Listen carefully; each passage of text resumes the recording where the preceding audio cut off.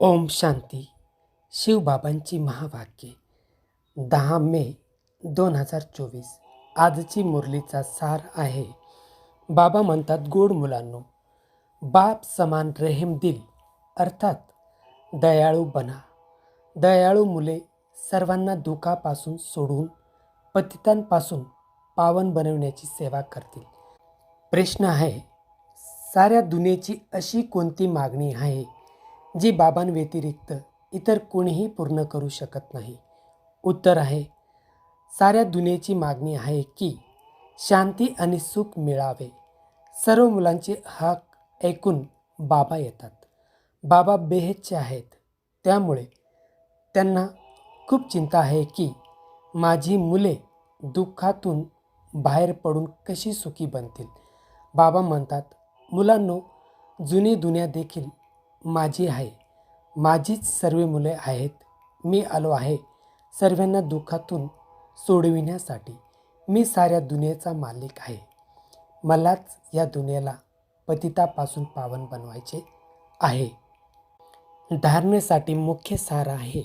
पहिली पॉईंट आहे, बाप समान दयाळू बनायचे आहे. सर्वांना दुःखापासून सोडून पतितापासून पावन बनविण्याची सेवा करायची आहे.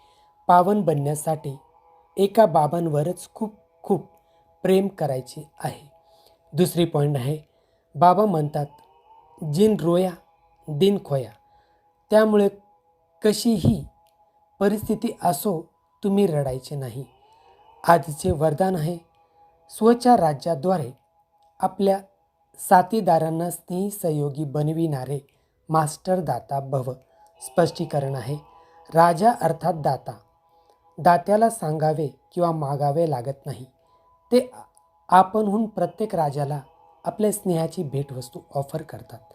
तुम्ही देखील स्वतःवर राज्य करणारे राजा बना, तर प्रत्येकजण तुमच्या समोर सहयोगाची सौगात भेट ऑफर करतील. त्यांचे स्वतःवर राज्य आहे, त्यांच्या पुढे लौकिक अलौकिक साथीदार जी हाजीर जी हुजूर हाजी करत स्नेह सहयोगी बनतात. परिवारामध्ये कधीही ऑर्डर देऊ नका. आपल्या कर्मेंद्रियांना ऑर्डरमध्ये ठेवा, तर तुमचे सर्व साथीदार तुमचे स्नेही सहयोगी बनतील. आजचे स्लोगन आहे, प्राप्तीची सर्व साधने असताना देखील वृत्ती उपराम राहावी, तेव्हाच म्हणणार वैराग्य वृत्ती.